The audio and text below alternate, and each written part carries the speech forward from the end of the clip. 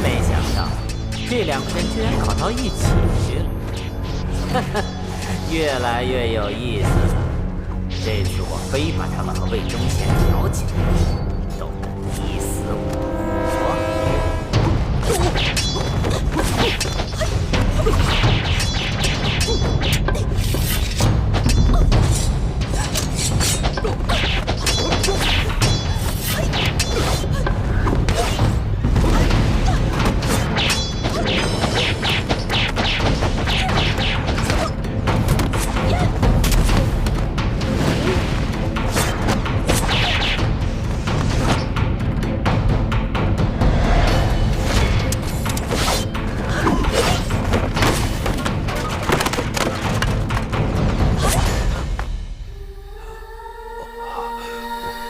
血刀，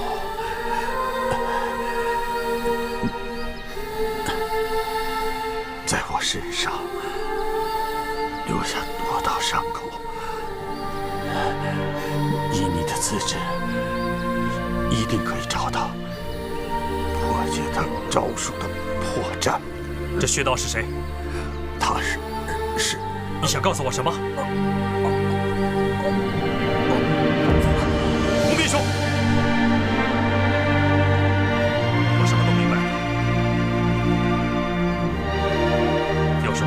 干的好事，放心吧，我会去替你报仇的。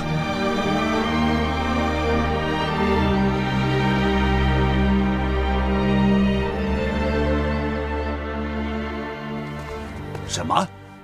你说叶红影居然还活着，而且还和那个老匹夫搅到了一起？是的，的确如此。而且这次刺杀孙伯瑜不成。 都是叶红影从中作梗。为什么？为什么？为什么叶红影三番两次跟本座作对？啊？难道他一点也不顾及往日跟本座的父子之情吗？9千岁，这孙伯瑜是当今皇上的殿前宠臣，而这叶红影。 知道的事情又太多，如果他们二人联手，在皇上面前搬弄是非，恐怕……哼，没有真凭实据，他就是到天王老子那儿告状，也奈何不了本座。啊，是啊，没有真凭实据，谁也奈何不了您。可是9千岁，行了，本座想一个人静一静，吩咐下人。 备酒菜到我房间。遵命。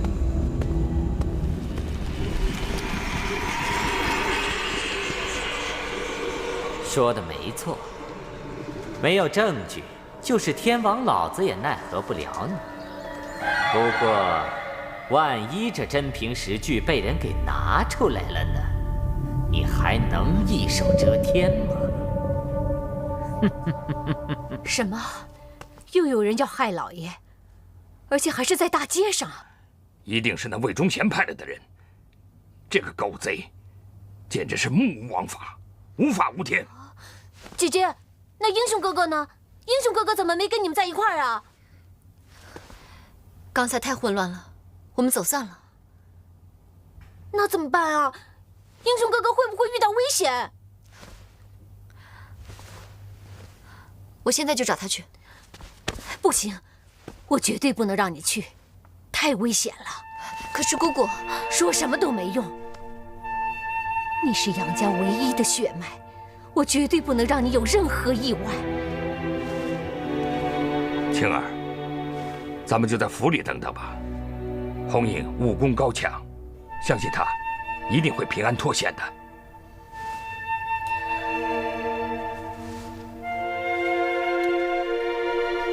同人。 真人面前不说假话，从我见你们第一眼开始，我就认出你们来了。咱们在折剑山庄见过面，对吗？不会吧？我不认识你，我才第一次见你。对呀，什么山庄的，我们没去过，不知道。嗯。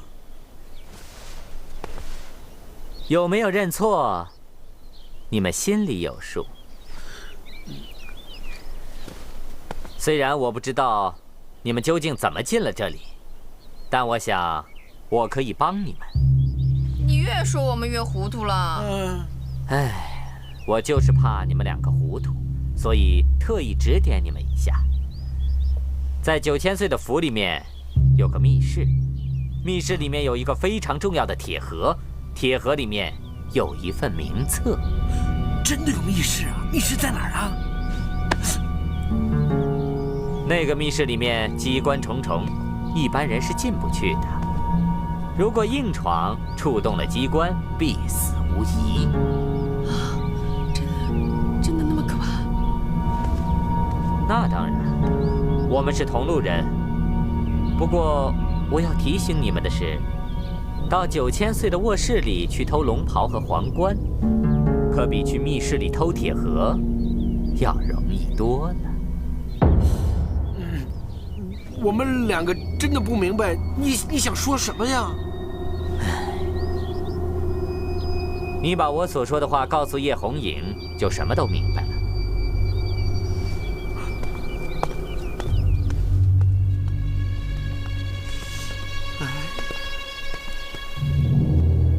相公，他是不是知道咱们俩要偷龙袍的事情了？难道他真是同路中人？如果不是同路中人，他肯定不会放过咱们俩的。接下来怎么办？奴一把，我们先去卧室看看。跟不跟我？好，我先把你出去。啊？不是，我们俩一块儿弄。你们俩来的正好，都找你们半天了，去哪儿了？我们去柴房。柴房，怎么又是柴房？大白天的去柴房干什么？赶紧的，把这2壶酒啊送到9000岁房里头，记住了啊，好好伺候着。嘿嘿。哎，来，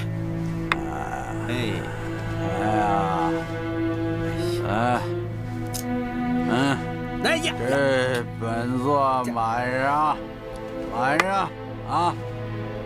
本来是满的，你这个弄洒了。来，快9000岁，快点的。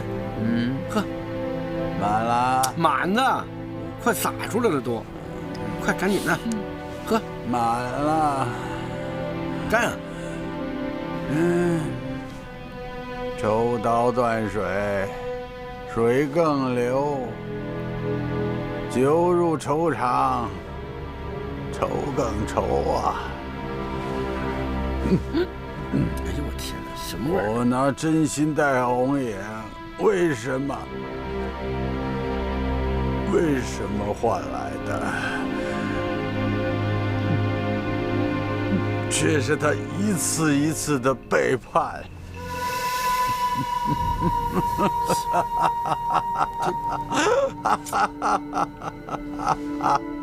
这是要唱啊？哭呢还是乐呢？哎呦，真是啊！我本将心照明月，岂知明月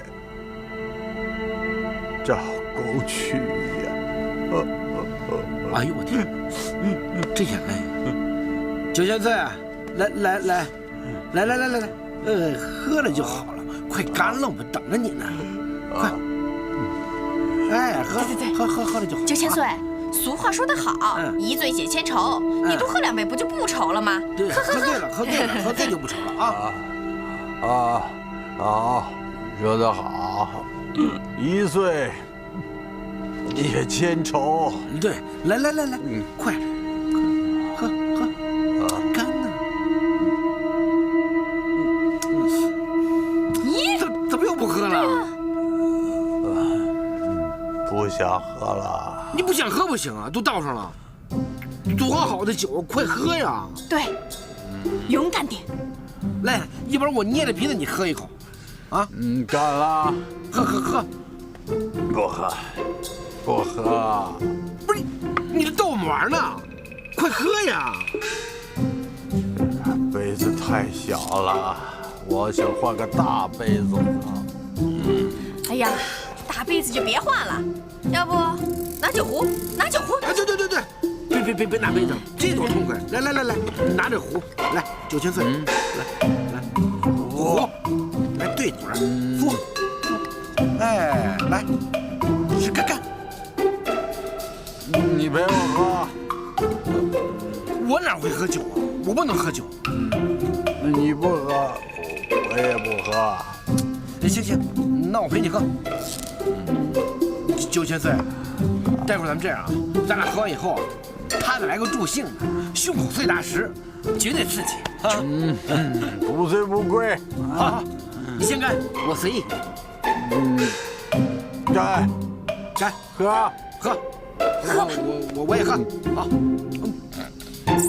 痛快，真痛快，痛。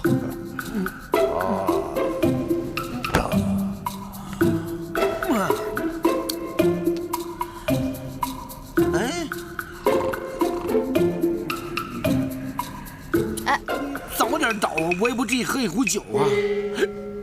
赶紧，拿钥匙。嘘，快。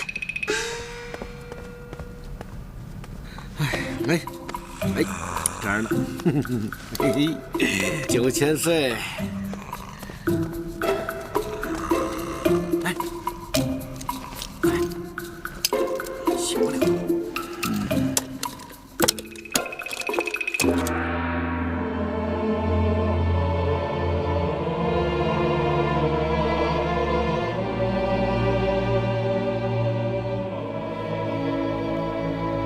无名兄，我叶红影对天立誓，一定要为你报仇，绝不能让你就这么走了。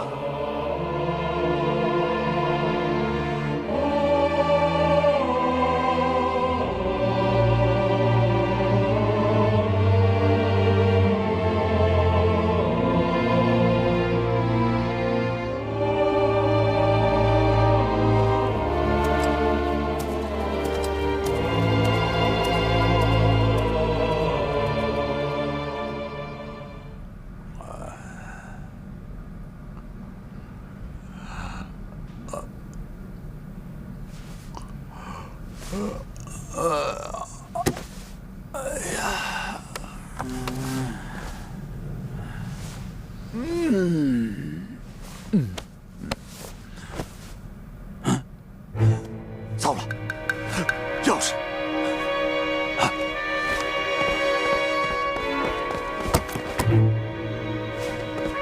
岂有此理！来人！这可是我师傅送我的什信物。么记性啊！自己藏的东西居然找不着，白费了半个时辰了。赶紧的，快点！行了，我肚子难受极了，我这一天拉多少遍了啊！哎呦，我受不了了，我受不了！哎呦，别提后边啊！行吗？怎么样？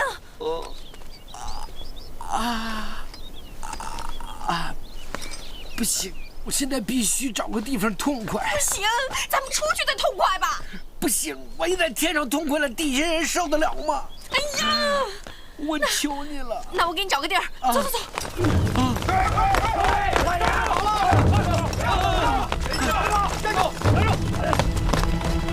把那2个狗贼给我拿下，碎尸万段！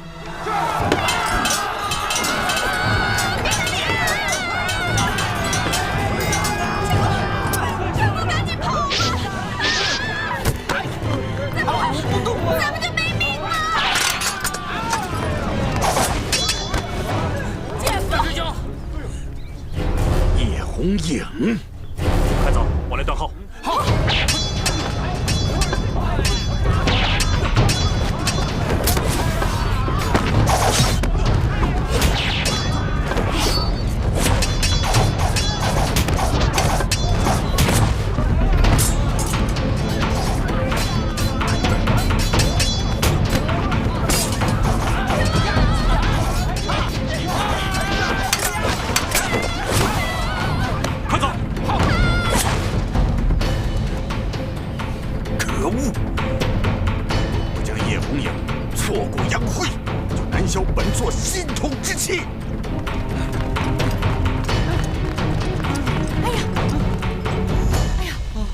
不不就是那个铁手臂的怪物吗？真的是他，大师兄，他的功夫可怪。他就是那个雪刀。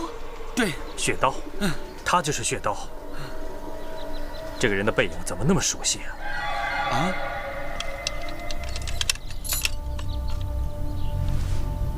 我们从小一起长大，我的背影你熟悉，这不奇怪。二师弟，江瑶北，久违了叶红影。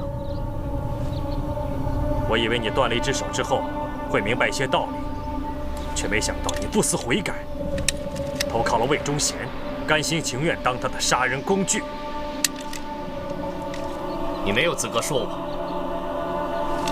如果我没有记错的话，那个人应该是你的义父，你也替他杀了不少人吧？那是因为我当初是非不分，才被他利用，所以我不希望你一错再错，免得将来后悔莫及。就算我错，那也是被你逼的。二师弟，现在回头还来得及。叶红影，闭嘴！你以为你还杀得了我吗？我不再是从前那个江瑶北。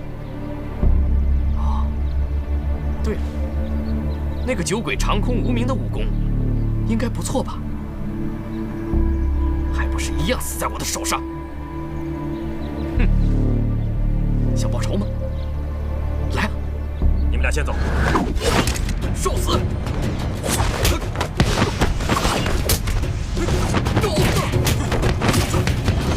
干什么？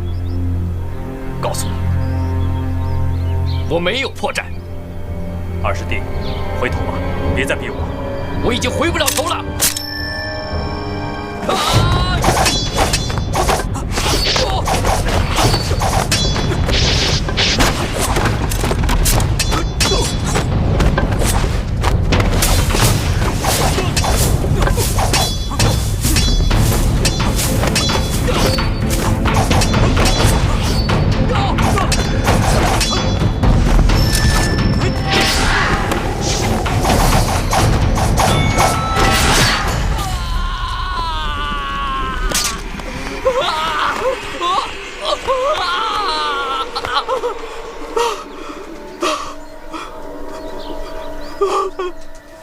杀了我！杀了我！杀了我！毕竟你还是我的二师弟，师父当年立下的门规，第一条就是不准同门相残，我必须遵守他的遗训。为什么我永远赢不了你？为什么我永远比不过你？我不服！因为我从未想过赢，更不想跟你争什么。我一直把你和其他的师兄弟当成自己的亲兄弟一样看待。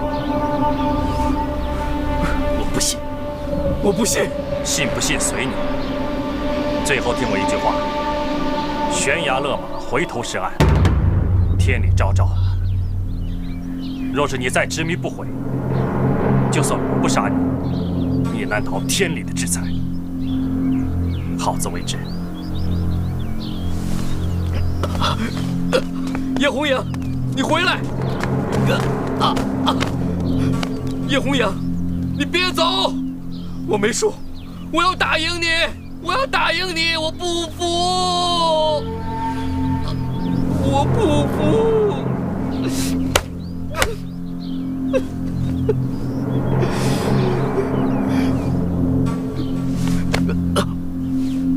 叶红影，早晚有一天，我要让你像狗一样跪在我的面前，求我饶了你，像狗一样。我让你像狗一样跪在我的面前，叶红影。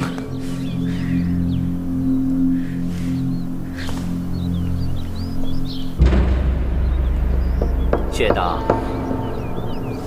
你就是命中注定，这辈子你就是叶红影手下败将。认命吧，你赢不了他的。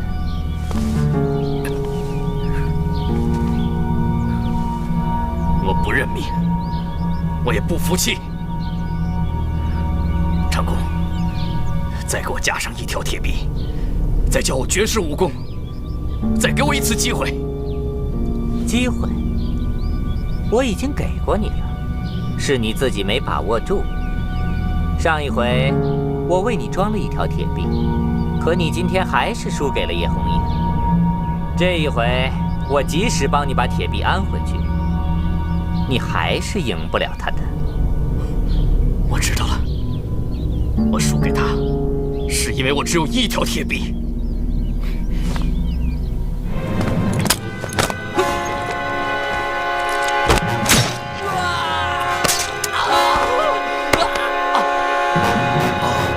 血道，你这又是何苦呢？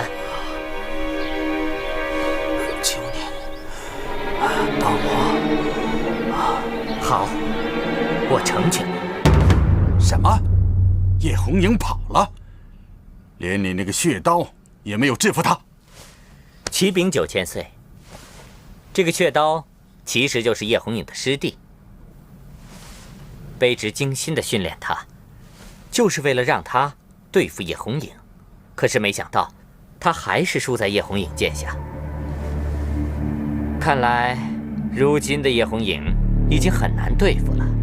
如果他再被孙伯瑜利用和9000岁作对，那本座不会给他这个机会的。立刻调集人马，把孙伯瑜的家夺抄了。孙伯瑜？可是如果这件事情惊动了皇上，那顾不了那么多了。还有，一旦抓到孙伯瑜，立刻就地正法，满门抄斩，不留任何活口。到时候就是皇上怪罪下来，那也是死无对证。哼哼，想扳倒本座，妄想！卑职明白了。让开！快！让开！快！果然是皇冠和龙袍，这个魏忠贤简直是大逆不道。我本来想进千岁府，找魏忠贤了结我们之间的新仇旧恨，没想到居然碰到了尚妃和爱弟，多亏他们发现了这个天大的秘密。哎，就是啊，为了这个秘密，我跟我相公差点把命都给送了，差点把肠子拉出来。马尚飞，这回你可立了大功了。有了这个皇冠和龙袍，魏忠贤他必死无疑。姑父，你赶紧拿着这些东西到皇上面前奏他一本。好，我这就进宫面圣，向皇上禀明一切。对，他们现在已经有所防备，大人还是尽快进宫。不好了，老爷，门外来了好多的官兵，看样子是冲咱们来的啊！好个魏忠贤，真是欺人太甚！我去跟他拼了！姑父，万万不可，敌强我弱，不能轻举妄动。对，冬青公主说的对，好汉不吃眼前亏，咱们还是跑吧。冬青，你们保护大人和夫人，我冲出去。哎，姐夫，别冲动，前门已经被官兵堵上了，怎么跑啊？没关系，走后门。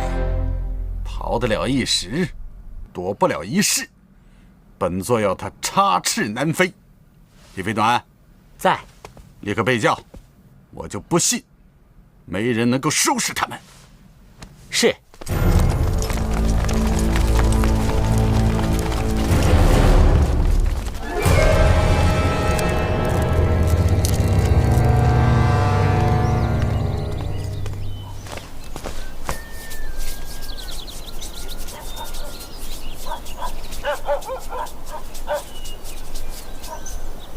咦？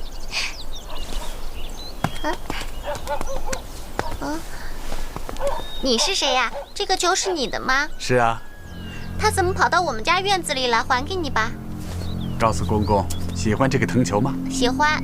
好，你要是喜欢的话，就不用还给我了。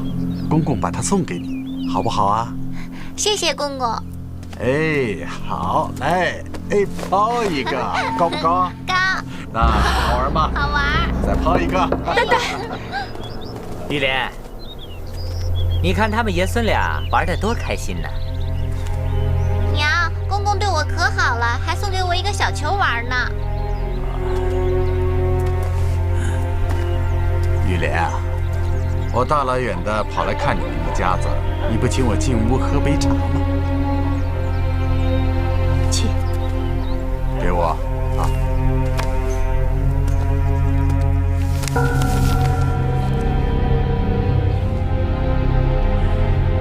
哎呀，你看这幅山水画，画得多好啊！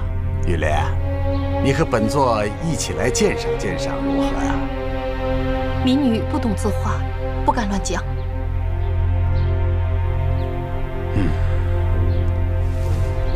本座来的时候路过字画摊儿，看见这样一幅山水画，画的那是神采飞扬啊！买下来以后才知道，作画的书生叫林墨竹。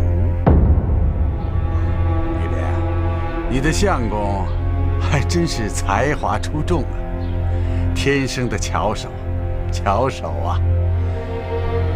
不过像这样一双巧手，万一哪天被人砍了去，可就再也画不出这么好的东西了，那是不是很可惜呀？我知道，雨莲未能完成您交代的事情，请您尽管降罪雨莲，不要为难他们，求求您了，9000岁。玉莲啊，本座知道你是宝刀未老，这一次没能完成任务，是因为你心有挂碍。你心中最大的挂碍是什么呢？是你的相公和孩子，对吧？9000岁，我一个杀手在执行任务的时候，必须心无旁骛，心中不可以有半点挂碍。不嫌弃的话，本座可以帮你除去心里的挂碍。9000岁，起来吧。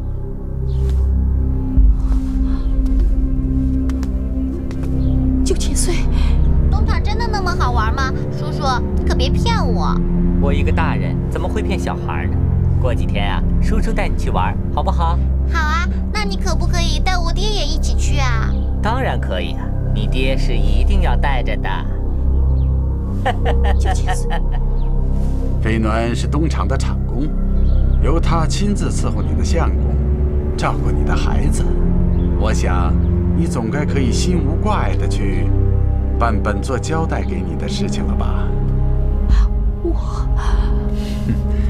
你从小聪明，一定明白我的意思。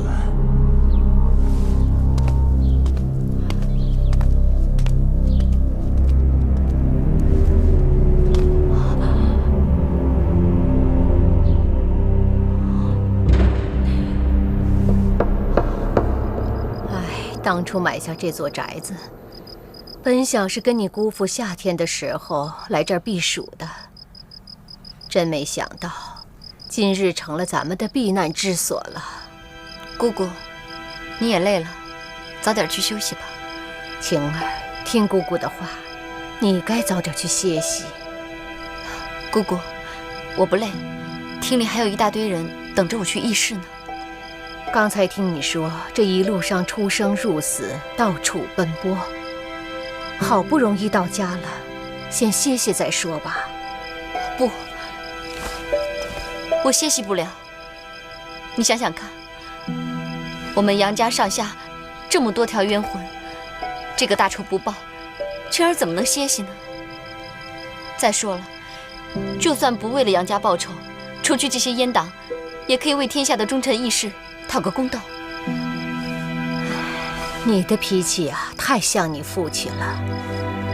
我知道说什么也没用了。这杨家就剩下我们2个人了。我和你姑父呢，膝下又没个一儿半女的。你就是姑姑的女儿，姑姑要你答应，一定要好好的保重自己，千万别让我这个白发人送黑发人，好吗？姑姑，答应姑姑。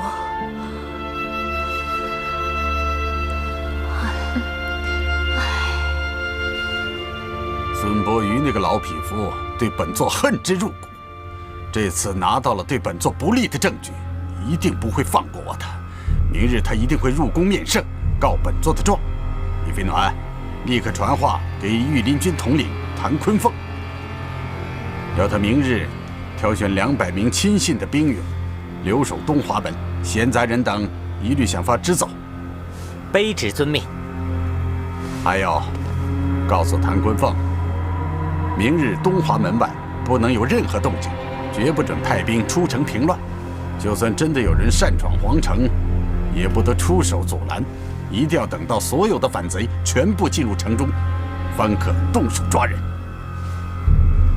9000岁圣意，卑职一定照办。只是，为什么要让叶红影那些人进入皇城？卑职实在不明白9000岁的用意。本座不得不做好万全的应对之策啊。9000岁的意思是说，怕纪雨莲会抗命？不，本座对纪雨莲太了解了。为了他的相公和孩子，明天他不敢抗命。那9000岁您还有什么可以担心的呢？作为一个女人，一旦身为人妻，身为人母，心中就自然会有挂碍，就不能心无旁骛。卑职明白。你明白？纪雨莲一旦失手，让叶红影那些人可以进入皇城，到那个时候再让御林军出手来个瓮中捉鳖。这样一来，不管叶红影是生是死，9000岁都可以在皇上面前告孙伯瑜那个老匹夫一个勾结奸人、入宫行刺的罪名。还有，这个孙伯瑜带着龙袍进宫，事情对我们大大不利。为了避免动静太大，走漏了风声，节外生枝，惊动了皇上，所以9000岁要谭坤凤不让闲杂人等靠近。简直是目无王法，无法无天。他就是无法无天，目无王法。他要是有王法，他当初也不敢学习东林书院了。我家老太爷还是3朝老臣，翰林大学士呢。刚才我回头看了一眼，有好多官兵，太可怕了。别害怕，小少爷，咱们现在安全了，啊！人愿，你放心，只要有我在，我不会让任何人伤害你的。英雄哥哥，刚才我看到那么多官兵，我就想起了东林书院的事，想起了我爷爷。只怪我当初是非不分。哎呀，姐夫，你别太自责了，这件事情又不怪你，要怪就怪魏忠贤那个老太监，所有的事情都是他一手造成的，你顶多算个帮凶而已。曾爱弟啊，你给我闭嘴！你说话语气真像你爹，以后会说说，不会说别瞎说。明日一早，我一定入宫面圣，把魏忠贤私藏龙袍的罪状向皇上禀明，非把这个狗贼告倒不可。可是孙大人，这魏忠贤绝非等闲之辈，他们一定布下了层层埋伏，不会让你轻易进宫的。姑父，明天我来护送姑父进宫。啊，你去啊？冬青姑娘，那太危险了。我已经想好了，由我来护送姑父，一来可以保护他的安全，二来我可以亲口向皇上说明魏忠贤是如何残害忠良的。那姐姐，我跟你一块儿去吧，我要把坏人害死我爷爷和害死花姨的事都告诉皇上。不可以，人愿，太危险了。冬青姐，我陪你出生入死那么多回，这一把我陪你努了。冬青姑娘，既然你不怕死，那我就陪你努一把，大不了咱们俩做一对亡命鸳鸯啊！啊？那我怎么办呀？谁跟我做鸳鸯去啊？这个事儿别嘻嘻哈哈、打打闹闹的。那就这样，孙大人，明天我和冬青姑娘陪你一起去。卑职尚有一事不明，9000岁为何如此肯定孙伯瑜、叶红影那些人一定会从东华门进入皇城呢？你有所不知，东华门的守城木正孙叔勇是孙伯瑜的本家堂弟，所以本座断定，孙伯瑜为了掩人耳目，明日一定会选择从东华门入宫。9000岁真是神机妙算，洞察秋毫。不过单凭御林军很难抓住叶红影。咱们手中还有谁堪称是叶红影的对手呢？启禀9000岁，卑职想带着您去见一个人。哦，好了，都别说了。明日我来护送孙大人进宫。我最了解魏忠贤，他一定会派出一流的高手在半路截杀孙大人。我随他多年，我最清楚该怎么对付他。那明天我们一起去吧。不，你不能去，你要留下来。为什么？明日一去，生死难料。这里只有你和艾弟见过袁崇焕将军。明日要是我们告不成御状，见不到皇上，也许我跟孙大人就再也回不来了。你要把人愿送到辽东，交给袁将军。可是，凡事以大局为重。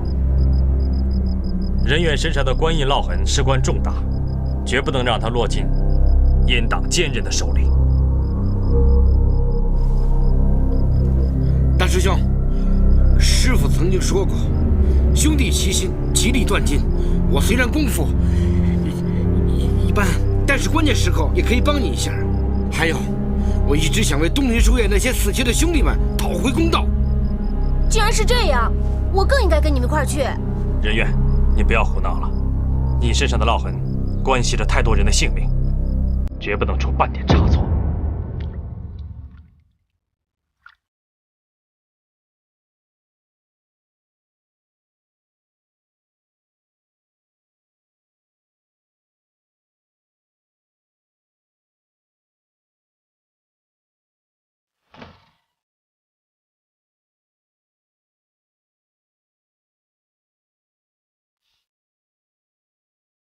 这不是血刀吗？他怎么会变成这个样子？可以说是，也可以说不是，因为再过些时辰，他将脱胎换骨，成为一把新刀。你这话什么意思？你说他双臂已断，成了废人，如何为本座效力？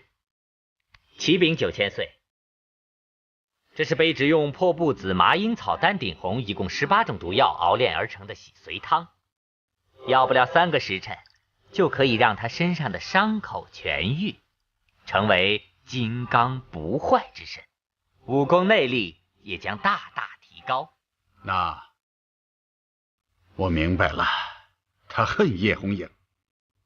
对，仇恨可以让一个人变得无所不为，也只有仇恨才能把人变成一把无坚不摧的利剑。那些自以为是的反贼，本座会让你们死无葬身之地。我不在你身边的时候，一定要记住了啊！每天晚上必须洗手、洗脸、洗脚。还有就是自己脱衣服的时候，把那袜子和衣服一定要分开放。你那臭脚丫子把衣服都熏臭了啊！对了，我不在身边最重要的就是，如果发生了什么危险，扭头就跑，千万别逞强啊！飞哥，谢谢你。啊，飞哥，谁是飞哥？你呀。你怎么还谢我呀，小少爷？哎，你以后就别叫我小少爷了啊，和大家一样，就叫我人愿吧。从小到大，都是你在我身边照顾我、伺候我的，谢谢你。小少爷，你看你说什么呢？谢什么呀？照顾你、伺候你那是应该的，我是你的下人。不，你不是下人，你是最疼我的马上飞哥。我知道你对我好，但是我以前老骂你、欺负你，把你当下人使唤。哎呀，真的对不起，你别生气，求你原谅我好吗？看你说的什么呀？我生什么气啊？有什么原谅不原谅的？小少爷，其实只要你知道我真心对你好，真心疼你，就够了。哎呀，你叫我人愿，可一下子改不过来呀。你明明知道和英雄哥哥他们一块进宫是很危险的事，但是你为了替我爷爷讨回公道，你还是勇敢的去了。你知道吗？我好担心你。小少爷，你不是老骂我吗？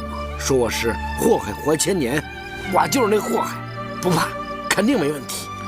我走了，睡觉去啊。可是我舍不得你啊。小少爷，不，人愿，人愿，从小我就看着你长大。你要说心里话，其实我也挺舍不得你的。那衣服我给你放那儿了啊，你就记住一句话：我不在你身边的时候，一定照顾好自己，啊！我不会照顾自己，我就要飞哥照顾。你一定要答应我，一定要平安回来照顾我。小帅，只要你不嫌弃我，马上飞，我以后照顾你一辈子都行。飞哥，小帅，谁呀？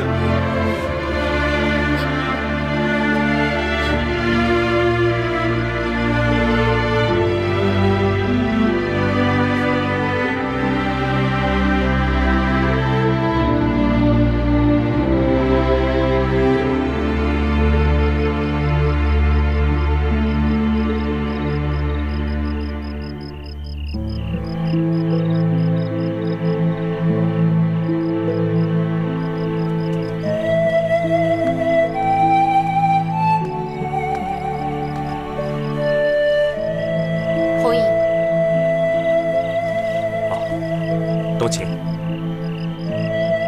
这是我在观音寺里求来的平安符，明天你带着。我只信自己，从不信佛。可这是我的心意，我担心。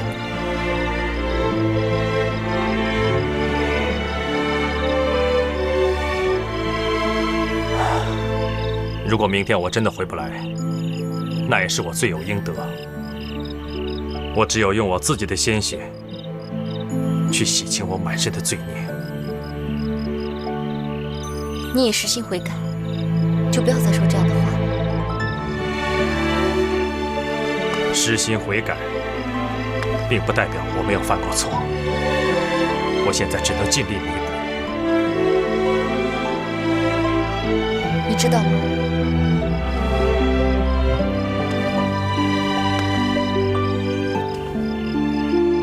你真的回来了。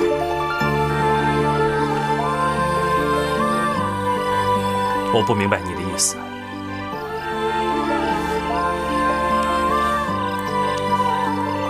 我以前的红影哥哥真的回来了。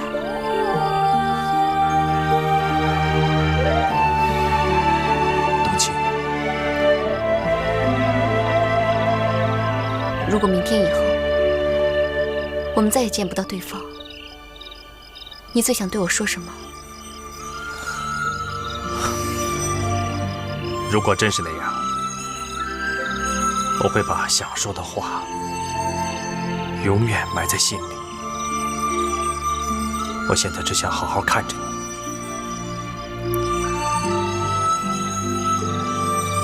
真希望这一晚永远不会天亮。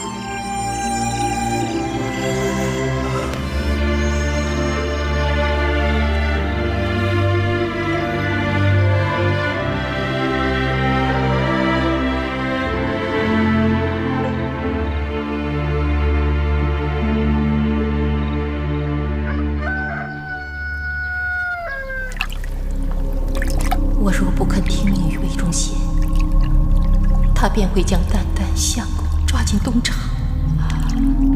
一旦进了东厂大牢，相公和蛋蛋就会受尽各种酷刑和折磨。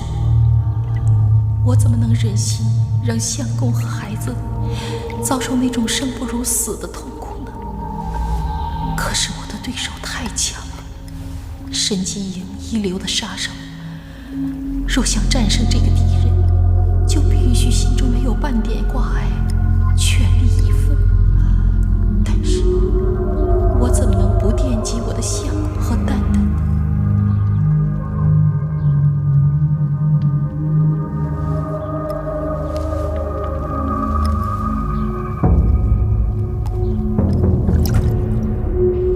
丹丹乖，来，待会儿啊，等爹来了一起吃。爹，哎，我和娘等着你一起吃早饭呢。丹丹乖，自己吃啊。今天天好，爹要早点出摊了。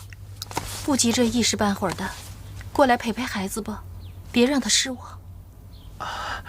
好，那爹啊，陪着丹丹一块儿吃。哎，来，好烫。娘喂你。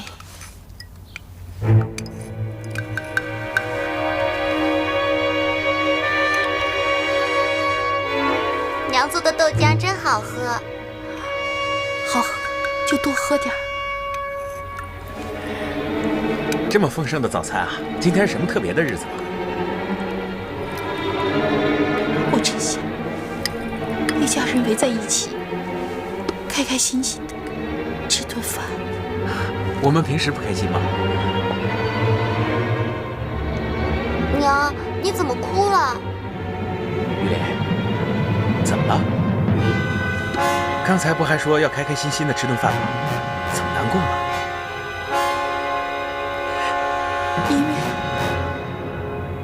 因为这是我们在一起吃的最后一顿饭。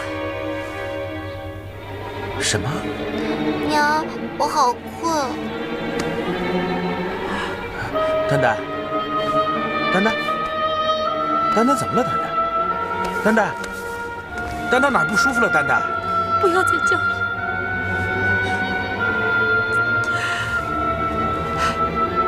再叫，丹丹也不会再醒了。他永远都不会再醒了。什么意思啊？丹丹，一路走好。如果有来生，记得千万别再做娘的女儿。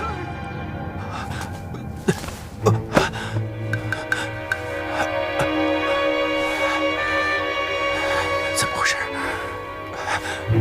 玉莲，快告诉我，这怎么回事？我在豆浆里掺了避药霜。什么？避药霜？你说，你给我们下毒？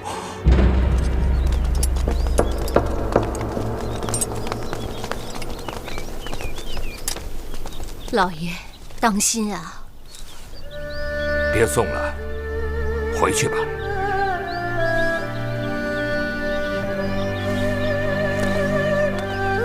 飞哥，别忘了你答应我的事。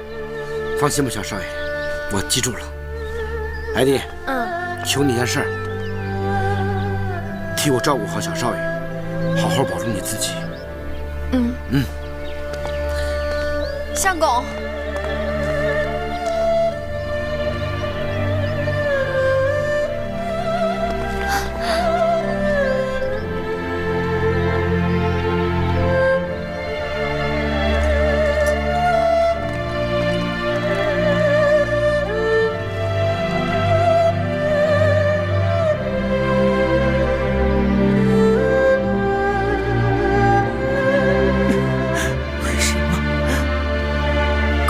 这到底是为什么？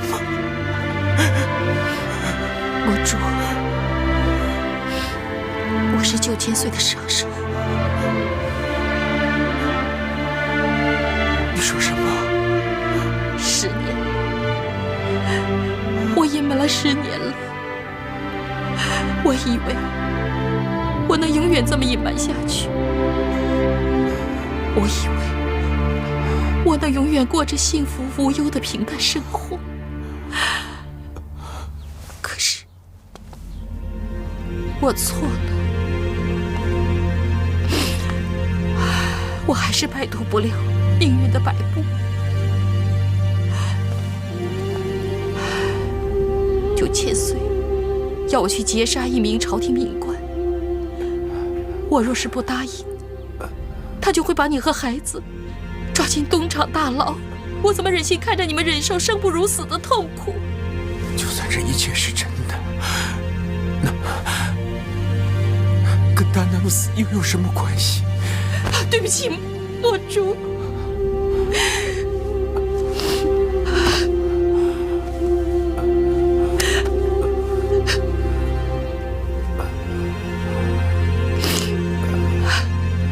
今生债，来生还。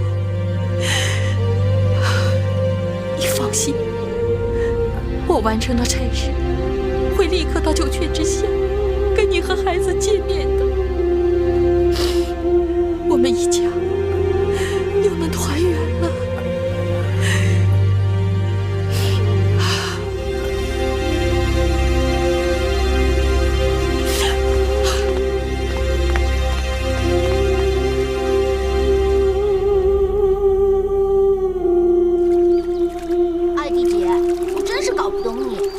为什么马尚飞在你眼里永远都是那么好啊？等你长大了，你就会明白的。当你喜欢一个人的时候，他所有的缺点都会变成优点的。可是比马尚飞好的男人多的是，你干嘛这么死心眼呢？这你就不懂了，这叫萝卜青菜各有所爱。马尚飞顶的天也就是个大番薯。番薯多好啊，番薯多可爱呀，肥嘟嘟的，我喜欢。真受不了你！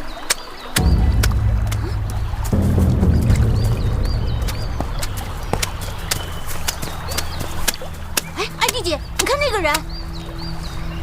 哎呀，这个河滩上洗衣服的、捞鱼的人多了去了，有什么好看？哎呀，不是，是那个大嫂子救过英雄哥哥的那个。还真的是他，他还救过冬青姐呢。他干嘛跑那么急呀？手里还拿着刀呢。就是。呀，是不是他们家出什么事儿了？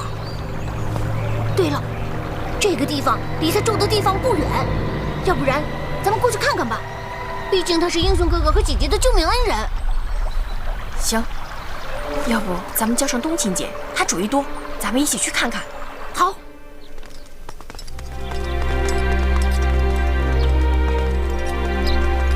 大师兄，师傅教会了我想飞就飞，还在我的点穴功夫里融进了他的剑法。只可惜啊，没给我的功夫取个名字。哎，你帮我的功夫取个名字吧，最好能像你那个听涛辟浪一样，听着别人就害怕。叫离宫脱险，你看如何？离宫脱险，什么意思啊？虽然说你的轻功不错，但就是有点时灵时不灵，好像一支离了宫脱了弦的剑一样。离宫脱弦，哎，有点意思啊，听着挺有劲儿。那以后你那个听涛辟浪和我这个离宫脱弦就可以双剑合璧了。哎，二位大侠真会说笑啊！哦，对了，尚有一事，还需跟二位大侠商榷。大人客气了，大人请说。像那魏忠贤老奸巨猾，必然料到我们今天会进宫向皇上参他一把，皇城内外肯定是明关暗卡，处处设防。老夫想，不如我们避过他的锋芒，等过了正午找机会再进宫。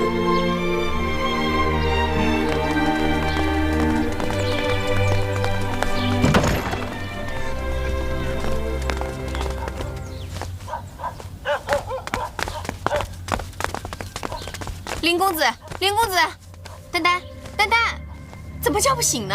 他们怎么了？看样子，他们是中毒了。什么？他们中毒了？我们又不会医术，怎么办呀？他们像是中了碧瑶霜的毒。上次我们走的时候，林公子给过我一些解药。姐姐，那你赶紧给他们喂药，救救他们吧。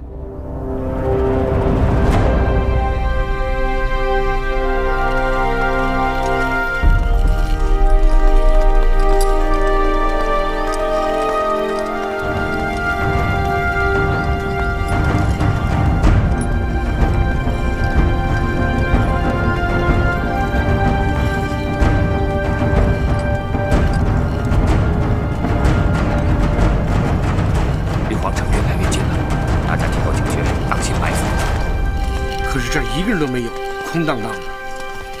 越是安静，越有危险。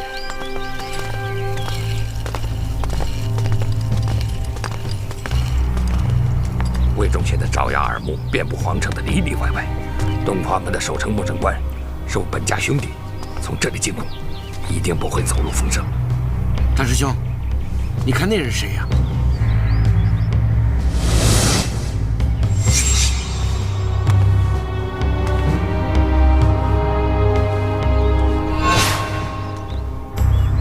阁下，可是孙伯瑜，孙大人？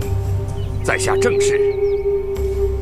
请问，尊驾拦路，有何贵干？我真后悔，当初真不该救你。